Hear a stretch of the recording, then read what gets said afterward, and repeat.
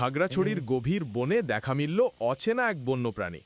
দুর্গম পাহাড়ি বনে সন্ধ্যার নীরবতা ভেঙে হঠাৎ উড়ে যায় এক অদ্ভুত প্রাণী। এটি কোনো পাখি নয়, আবার সাধারণ কাঠবিড়ালিও না।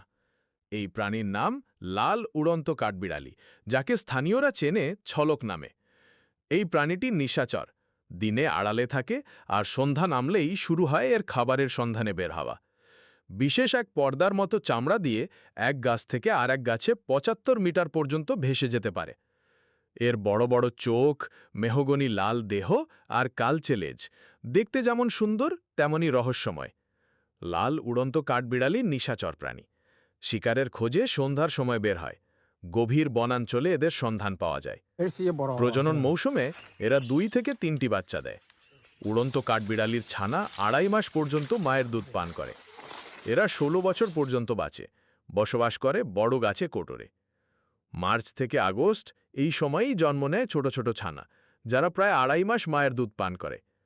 শুধু বাংলাদেশ নয়, এদের দেখা মেলে আফগানিস্তান, ভারত, চীন সহ এশিয়ার বিভিন্ন দেশেও।